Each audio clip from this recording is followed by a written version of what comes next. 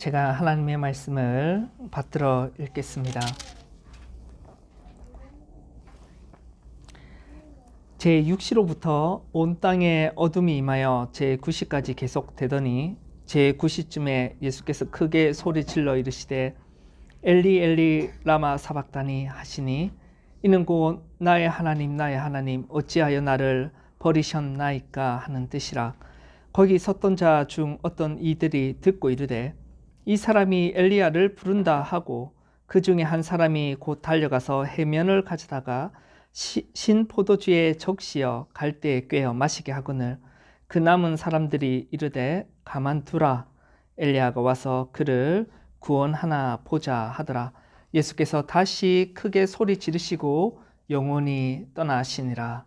아멘.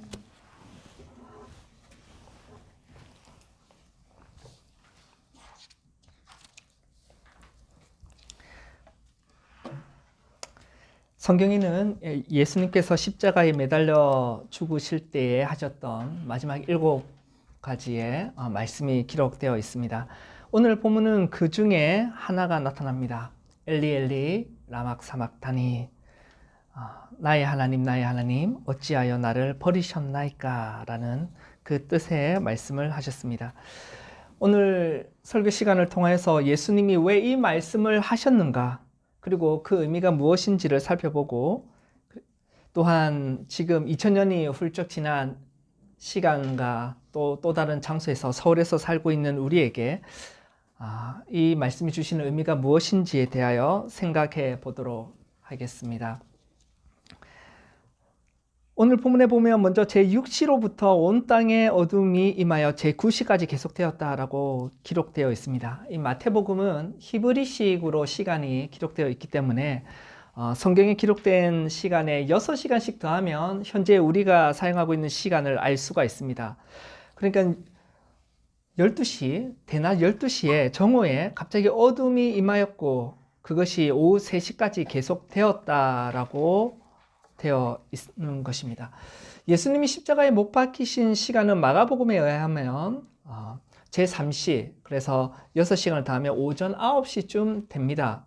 그러니까 예수님이 십자가에 못 박히시고 로마 군인들과 구경하는 유대인들로부터 조롱거리가 된 이후 3시간쯤이 흘렀을 때에, 그러니까 9시에 매달리시고 3시간 정도 십자가에 매달려 있은 이후에 갑작스레 어둠이 임한 것입니다. 장면을 한번 떠올려 보십시오. 한참을 십자가에 매달린 예수님을 욕하고 사람들은 조롱하고 지켜보고 있는데 갑자기 태양이 어두워지고 햇빛이 사라지고 온통 깜깜해져 버리는 것입니다. 예수님의 십자가 주위에 있던 군병들과 사람들은 굉장히 심상치 않은 분위기 가운데 긴장을 했을 것이죠. 도대체 무슨 일이 벌어지고 있는 것이지 서로 수군거리며 그리고 긴장감에 휩싸여 있습니다. 어둠이 임한 지 3시간이 흘렀을 때에 예수님께서 크게 소리를 지르십니다. 엘리 엘리 라박 사박다니. 마태는 이 마태복음의 이 의미를 기록하고 있습니다. 나의 하나님 어찌하여 나를 버리셨나이까. 엘리 엘리는 사실 히브리어고 라박 사박다니는 아람어입니다. 예수님께서는 사실은 아람어를 쭉 써왔기 때문에 아마 엘리 엘리도 이렇게 아람어로 말씀하셨을 것이라고 생각을 많이 합니다. 그래서 엘로이 라박 사박다니. 근데 마태가 엘로이를 엘리라고 기록한 이유는, 히브리어로 갑자기 기록한 이유는 사람들이 그 엘로이라는 단어를 엘리야로 착각해서 그랬던 것이죠. 그래서 그것을 사람들이 쉽게 착각했다는 것을 분명하기 위하여 엘리는 히브리어로 기록했던 것으로 학자들은 생각하고 있습니다.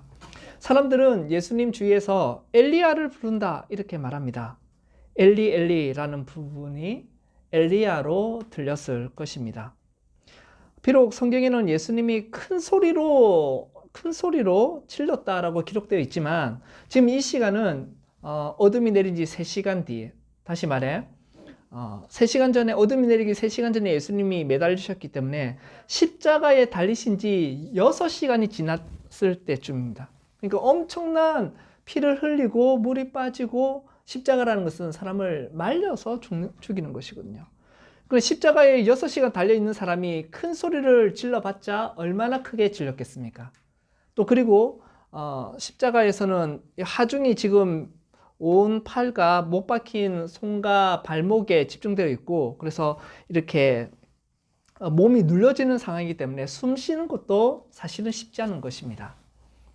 그래서 분명히 예수님이 엘리 엘리 라박사박다니, 엘로이 엘로이 라박사박다니라고 했을 때에 발음이 이렇게 분명하지 않았을 확률도 너무나 크고, 또 어쩌면 겨우 힘을 다해서 한마디 한마디를 띄엄띄엄 말씀하셨을 수도 있기 때문에 주위에 있던 사람들은, 좀 떨어져 있던 사람들은 예수님이 지금 엘리야를 부른다라고 그렇게 생각을 했던 것이죠.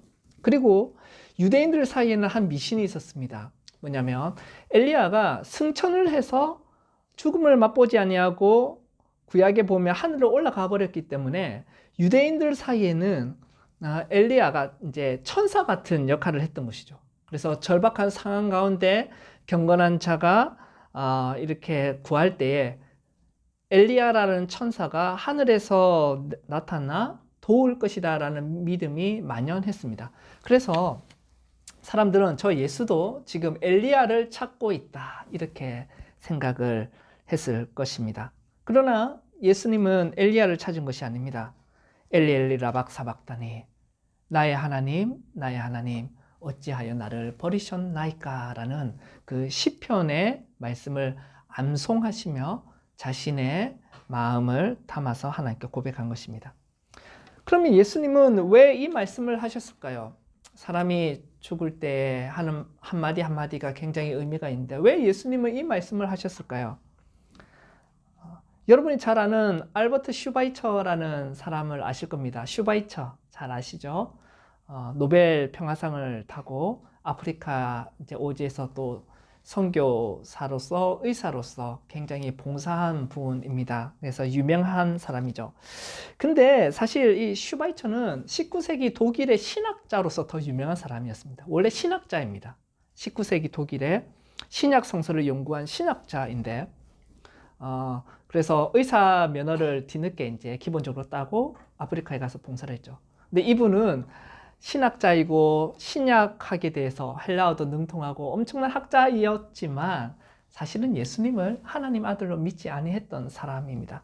그래서 역사적 예수 탐구라는 책에서 슈바이처는 이 본문을 두고 이렇게 해설하고 있습니다. 예수님은요, 스스로 자신이 신의 아들이었다고 생각했던 것입니다. 그래서 이제 자기에 도취되어서 나름 나는 신의 아들이다 해서 이 세상에 종말을 이끌어내겠다라고 하며 제자들도 만들고, 그래서 제자들도 파송을 하고 이렇게 종말의 때를 기다려 왔습니다. 근데 종말이 오지 아니하는 것이죠.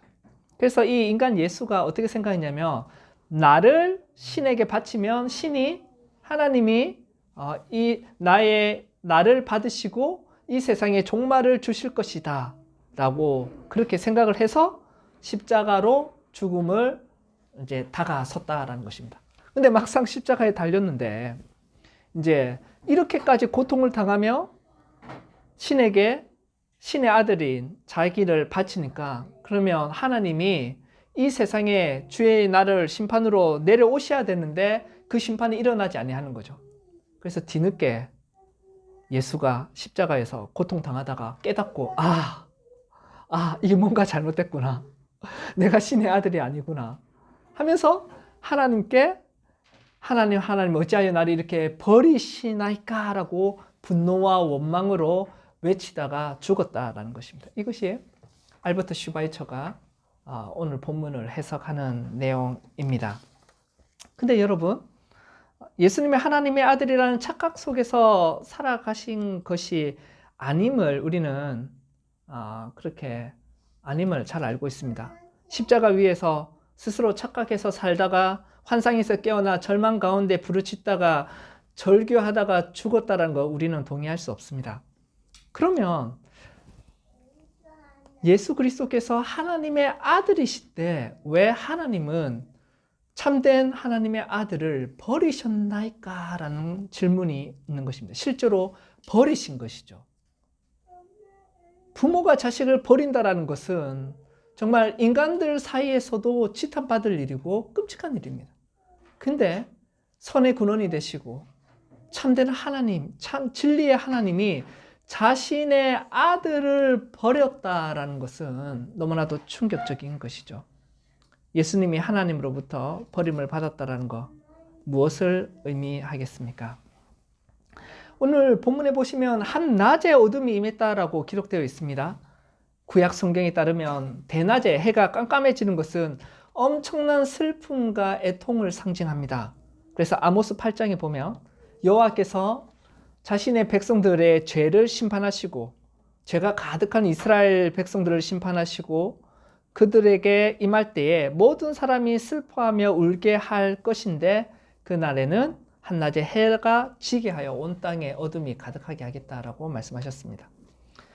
구약 성경의 다른 부분도 역시 대낮에 해가 깜깜해지는 것은 하나님의 심판을 상징합니다. 우리가 잘 아는 모세를 통해서 출애굽을 할 때 당시에 어둠이 3일 동안 엄습하였습니다.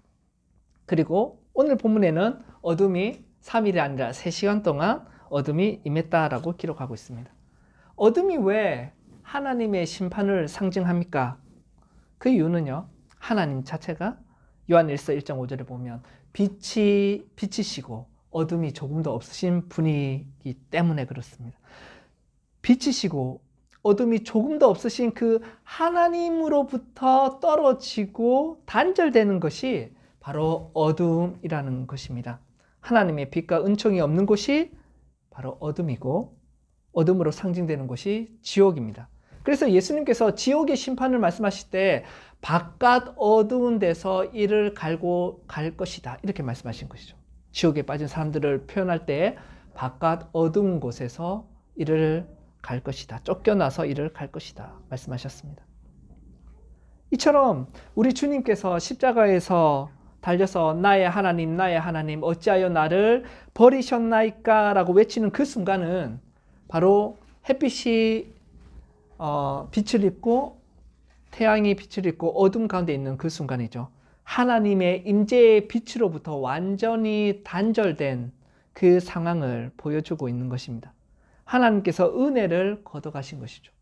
예수 그리스도의 십자가에는 하나님의 은혜가 아니라 하나님의 진노와 저주가 쏟아지는 것입니다. 여러분, 자녀를 가지신 부모님 잘 생각해 보십시오. 직장에서 열을 받거나 스트레스가 있고 그렇습니다. 근데 그 분노와 그 폭력성을 자기 자녀에게 쏟아붓는다면 그건 끔찍한 일이죠. 그 일이 하나님이 지금 그렇게 하고 계시는 것입니다. 본성상 하나님이신 그 예수님이 비참한 인간의 몸을 갖고 성육신 하셨습니다.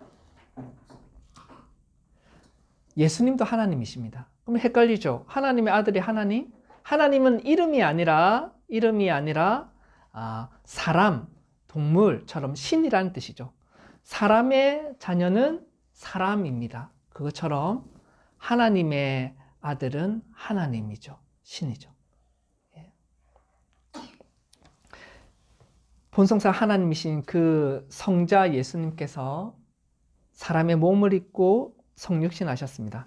이 세상에서 여러 가지 비참함을 겪으시다가 이제는 십자가 아래에서 무슨 일을 당하시냐면 그 성부 하나님, 거룩하신 하나님 아버지가 창세 이래로 모든 인간들이 죄를 지은 반역과 불순종에 대한 그 하나님의 진노와 저주를 쏟아부으시는데 인간에게 쏟아부으시는 것이 아니라 하나님의 아들, 사람이 되신 참 하나님이신 예수 그리스도께 쏟아붓고 계시는 것입니다.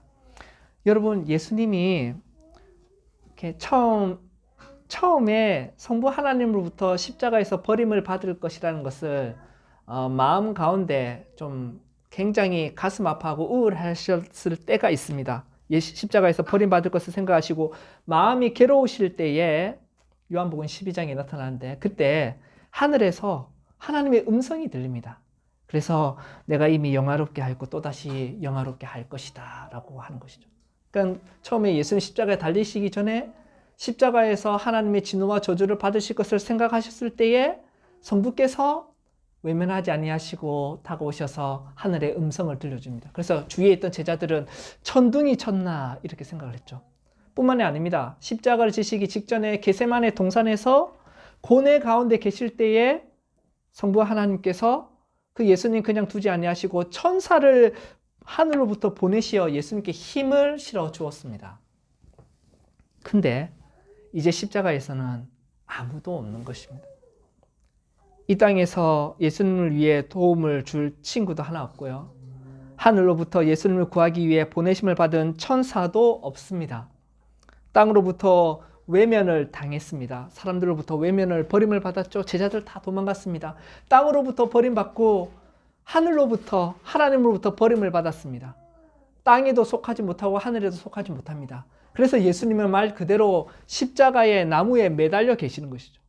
땅에 있는 것도 아니요, 하늘에 있는 것도 아니요, 나무에 매달려 있는 것입니다. 그래서 율법에서는 나무에 매달린 자가 하나님의 저주를 받은 자입니다. 세상으로부터 버림을 받고 하나님으로부터 버림받는 나무에 매달린 그 예수님이 말 그대로 하나님으로부터 버림을 받아 하나님의 진노와 저주를 받고 있는 것입니다. 하나님으로부터 버림을 받았다는 것은 그러므로 지옥의 고통을 겪는 것입니다. 하나님께로부터 버림을 받았다는 그 사실은 예수님의 십자가의 고통의 진정한 모습이 뭔지를 보여주는 것이죠. 우리가 잘 알듯이 겟세마네 동산에서 예수님이 3번이나 기도하시면서 이 잔을 나로부터 나에게 지나가게 해 주십시오라고 한 그 잔은 우리가 너무나 쉽게 생각하듯이 단순히 십자가에서 당할 육체적 고통은 아닐 것입니다. 물론 십자가의 형벌은 고대의 세계 가운데 가장 잔인한 형벌 중 하나가 십자가입니다. 그 십자가의 고난과 고통은 사람들로 하여금 몸서리를 치게 만듭니다. 그래서 여러분, 십자가형이 너무나도 소름 끼치고 잔인한 행동이기 때문에 당시에 십자가 형벌에 대해서 길게 묘사하기를 꺼려했던 것입니다. 그래서 신약학자들이 십자가에 대한 연구를 할 때요, 놀랍게도 그렇게 십자가형이 많이 진행되었지만 십자가형에 대한 기록들이 그렇게 세세하게 기록되어 있지는 않습니다. 십자가에 대한 묘사가 매우 드물게 기록되는 것입니다. 그 정도로 사람들은 꺼려하는 것이죠. 하지만 예수님께서 겟세마네 동산에서 피를 흘리면서 기도하신 이 잔을 나로부터 지나게 해 주십시오라고 간구한 그 잔이라는 것은 단순히 채찍에 맞고 가시면류관을 쓰고 손과 발이 십자가에 못 박혀 매달리는 그런 육체적인 고통만을 말하는 것은 아닐 것입니다. 그 십자가의 고통은 우리가 잘 알듯이 두 강도도 감당했고 로마 시대에 많은 사람들도 그 십자가에서 죽었습니다. 예수님이 그렇게 간절히 기도를 했던 그 잔이라는 것은 바로 하나님으로부터 버림을 받는 것입니다. 그게 지옥입니다. 지옥이라는 것은 하나님으로부터 버림받는 것입니다. 이 땅에서 하나님 없이 산 사람은 죽어서 영원토록 하나님 없이 살아가는 것이죠. 하나님 없이 산다는 것은 지옥의 고통입니다. 하나님 없이 살아가는 사람도 이 땅에 산 괜찮은데 라고 할 수 있지만 그것은 구원받을 주의 백성들과 함께 살기 때문에 하나님이 택하신 백성을 하나님의 때에 부르기 위하여 이 세상의 역사와 문명을 유지하고 계시는 것이죠. 그래서 악을 절제시키시고 극에 달해서 세상이 망하지 아니하도록 하나님께서 해주시는 겁니다. 하나님의 백성 덕분에 지금 하나님 없이 살아가는 사람도 어느 정도의 하나님의 일반적인 은총을 누리고 살고 있는 것이죠. 하지만 심판 이후에는 하나님의 백성과 함께 있지 않습니다. 그리고 하나님과 함께 있지 않습니다. 그러므로 그것은 우리는 지옥이라고 부르는 것이죠. 결론 및 적용입니다. 예수님의 엘리 엘리 라박 사박다니라고 하신 그 말씀, 바로 죄인을 대신하여 하나님의 버림을 받는 모습이요, 지옥의 형벌을 받으시는 모습입니다. 이것을 우리가 감히 알 수 없죠. 또 우리가 그것을 경험해서도 안 될 것입니다. 예수님께서 하나님으로부터 버림을 받으심으로 예수님 안에 있는 성도는 절대로 하나님께 버림을 받지 않으십니다. 버림을 받지 않는다라는 것은 우리가 죽어서 하나님께 버림을 받지 아니한다는 것이요, 또한 이 땅에서 살아있는 동안에도 절대로 버림을 받지 아니한다라는 겁니다. 먼저 예수님을 의지하는 성도는 죽어서 버림을 받지 않습니다. 죽어서 버림받지 않는다는 이 말은 성도에게는 예수 그리스도 안에 있는 성도, 예수님이 나의 죄 때문에 하나님의 진노와 저주를 받아 하나님으로부터 버림을 받았다라고 믿는 그 성도에게는 천국이 확실하게 보장되었다라는 말씀입니다. 예수님은 하나님께 버림받아 마땅한 많은 사람들을 위하여 대속물로서 하나님께 대신 버림을 받으신 것이죠. 그러므로 예수를 믿는 우리의 구원의 확실성은 세상의 그 무엇보다도 견고합니다. 여러분, 우리가 지옥에 가지 아니하고 예수를 믿는 우리가 천국에 간다라는 이 보증, 우리의 마음의 확신은 우리 안에 있지 않습니다. 여러분의 마음의 상태에 달려있지 않다라는 것입니다. 내가 확실히 천국 간다라는 믿음이 있으면, 그 확신이 생기면 내가 천국 백성이 되었다가 어떤 일로 나 같은 사람이 천국 갈 수 있을까?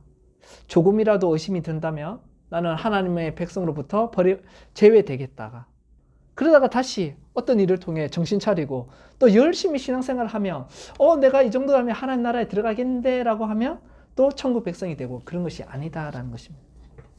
여러분, 참된 성도라 할지라도 우리의 영혼에 어두운 밤이 찾아올 때가 있습니다.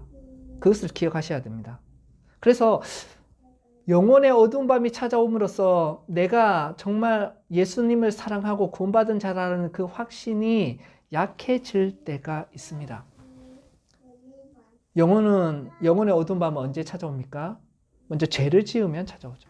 우리가 하나님이 원치 아니하시는 일들, 십계명의 많은 부분을 어길 때마다 우리의 영혼은 죄로 말미암아 상처를 받고 공격을 당하고 우리의 행복은 점점 달아나 버립니다. 죄를 지으면 우리의 영혼에 어두운 밤이 찾아옵니다.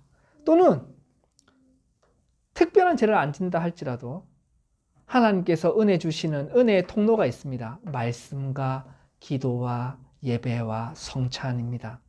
이러한 하나님이 구원받은 백성에게 힘을 주시고 은혜 주시기로 한 은혜의 통로인 이 말씀과 기도로 대표되는 이 은혜의 도구들을 여러분이 부지런하게 사용하지 아니하면, 영적으로 게을러지면 영혼의 침체가 찾아오는 것입니다. 또한 우리가 언제 영혼의 어둠이 오냐라고 할 때 몸이 아프면 옵니다. 몸이 아프면 우리의 육신을 입은 사람은, 육신을 가진 사람은 몸이 아프면 우리의 영혼이 또한 영향을 받게 되어 있습니다. 몸과 영혼이 하나로 신비 가운데 결합되어 있기 때문에 그런 것이죠. 그리고 여러분, 심지어는 이유를 알 수 없이 그냥 영혼의 침체가 오기도 합니다. 이 정말 사실입니다. 이유를 알 수 없이 때로는 영혼의 침체가 오기도 합니다. 하나님의 선하신 지혜가 분명히 있는 것이죠. 이렇게 성도에게는 영혼의 어두운 밤이 수시로 찾아오기 때문에 경건한 신자라 할지라도 구원의 확신이 흔들릴 때가 있습니다. 구원의 확신이 흔들릴 때가 있다라는 것입니다. 그러나 예수님께서 성도를 위해 대신 지옥의 고통을 당하셨다라는 그 사실은 흔들리지 않습니다. 여러분이 내가 정말 구원받은 백성인가, 예수님을 사랑하나, 이 확신이 흔들릴 때는 있지만, 하지만 우리를 위하여 하나님께 버림을 받아 하나님의 진노와 저주를 받으셨다는 그 십자가는 꼿꼿하게 서 있는 것이죠. 그 사실은 변함이 없습니다. 그렇기 때문에 우리가 구원의 확신이 흔들리고 우리의 영혼이 고통을 당할 때에 십자가 앞에 나와야 된다는 말이 그것입니다. 내 안에서 하나님께 내놓을 무엇을 찾는 것이 아니라 예수 그리스도를 봐야 하는 것이죠. 어찌하여 나를 버리셨나이까? 나를 대신해서 나의 상을 볼 때 내가 버림을 받아야 되는데, 나의 신앙생활의 모습과 나의 수준을 보십시오. 근데 그래서 버림받을까 두려워하는 성도가 있다면 예수 그리스도를 봐야 됩니다. 예수님께서 십자가에서 나를 대신하여 어찌하여 나를 버리셨나이까? 라고 하며 버림을 받으셨다라는 것입니다. 그러므로 여러분, 참된 믿음을 가진 자는 우리가 죽어서 하나님으로부터 버림을 받지 아니하는 것이죠. 예수님이 버림을 받으셨기 때문에 그렇습니다. 또한 두 번째로 여러분, 예수님을 의지하는 성도는 단순히 죽어서 버림을 받지 않을 뿐만이 아니라 이 땅에서 살아가는 동안에도 절대로 버림을 받지 않습니다. 하나님께서는요, 성경에 주의 백성들을 영원토록 돌아보시겠다라는 감격스러운 약속을 하셨습니다. 근데 문제는 우리가 여전히 죄 가운데 있다라는 것이잖아요. 죄에 대한 하나님의 심판은 없어졌지만 우리의 육신은 여전히 죄된 본성을 가지고 있습니다. 그러면 깨끗한 하나님이 더러운 우리를 어떻게 가까이 하시겠습니까? 분명히 함께 하겠다 약속하시고 너에게 은혜를 주겠다 하셨는데 우리가 너무나도 죄 가운데 뒹굴고 더럽다는 말이죠. 어떻게 하나님은 더러운 죄인들과 함께 하시며 돌보십니까? 민수기 말씀처럼 여호와 하나님께서 죄인들에게 복을 주시고 지키시며 얼굴을 비추어 은혜와 평강을 주시겠다고 하셨습니다. 그래서 근데 죄인에게는 못 하시니까 예수 그리스도를 죄인으로 두시고 예수님으로부터 십자가에서 얼굴의 빛을 감추어 버리신 것이죠.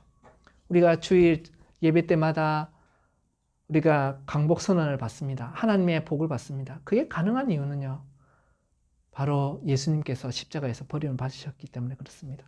시편 말씀에 하나님께서 죄인들을 사망의 음침한 골짜기를 다닐지라도 주의 지팡이와 막대기로 보호해 주겠다고 약속하셨습니다.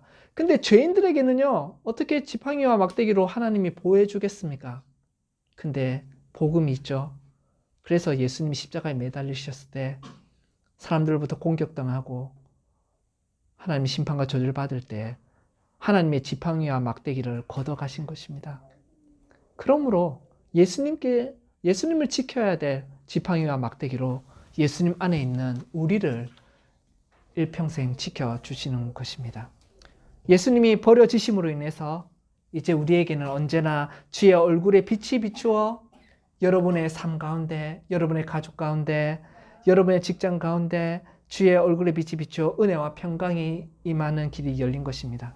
성도가 이 땅에서 사망의 음침한 골짜기를 다닐지라도 주의 지팡이와 막대기가 우리를 안위하시는 것이죠. 사랑하는 대상으로부터 버림을 받는다라는 거 너무나 가슴 아픈 일입니다. 그러나 우리 주위에는 한평생 사랑하는 대상으로부터 버림을 당하는 일이 수없이 벌어지고 있음을 봅니다. 그 사랑하는 대상이라는 것이 어떤 사람에게는 국가와 사회일 수도 있고요. 어떤 사람에게는 평생 헌신한 직장일 수도 있고 또 가정과 자녀 그리고 배우자일 수도 있습니다. 나라를 위해 목숨 바쳐 싸운 참전용사들이 국가로부터 버림을 받기도 하고요. 한평생 회사를 위해서 일을 했지만 명예퇴직이나 정리해고를 당하기도 합니다. 가족들을 위해 정말 헌신하고 뼈 빠지게 일했지만 도리어 가족들이 당신이 나에게 해준 것이 무엇이 있냐며 가족들로부터 홀대를 당할 수도 있고 심지어 원수처럼 지내는 사람들도 있기도 합니다. 심지어는 교회 공동체로부터 버림을 받기도 합니다. 버림받은 사람은 절망과 분노 그리고 우울함을 느끼며 살아갑니다. 절망과 분노, 우울함이 이 사회 가운데 우리의 가정 가운데 가득합니다. 우리 사회가 버림을 받음에 대한 분노와 절망과 우울함으로 가득 차 있지만 우리 예수님은 그 아픔이 얼마나 큰지를 잘 알고 계시는 분입니다. 왜냐하면 예수님이 버림을 받으셨기 때문에 그런 것이죠.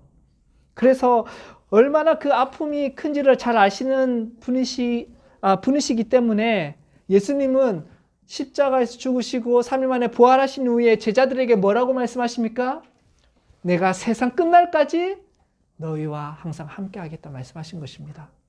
예수님은 버림받는 그 아픔이 얼마나 큰지 아시기 때문에 부활하시고 나서 제자들에게 내가 세상 끝날까지 너희와 항상 함께 하겠다라고 말씀하신 것이죠.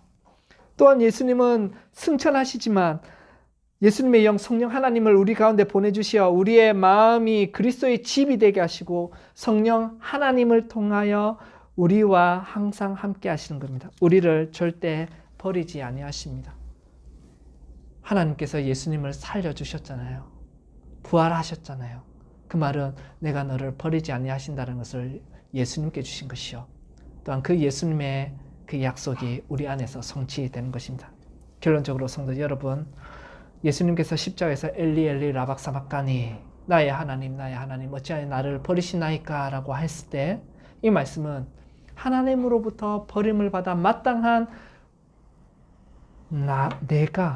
우리가 나를 대신하여 하나님 아버지로부터 예수님이 진노와 저주를 받으시고 지옥의 고통을 당하셨다라는 것입니다. 그 부르짖음의 기도를 아버지 하나님께서 들으시고 예수님을 부활시키심으로 응답하셨습니다. 이제 예수님 안에 있는 자는 죄와 저주가 없습니다.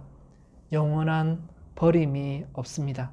천국이 보장됐고 뿐만 아니라 하나님 품 안에 안기는 그날까지 이 땅에서 참된 신자의 삶 가운데는 하나님이 동행하시는 것입니다. 눈물 골짜기와 같은 이 인생길을 걸어가실 때에 십자가 위에 예수님의 말씀을 묵상하시어 큰 위로와 소망을 얻기를 바랍니다. 우리 상황이 어떠하든 십자가에 우리를 대신하여 죽으신 그 십자가의 사랑은 결코 변함이 없기 때문에 그렇습니다. 아멘.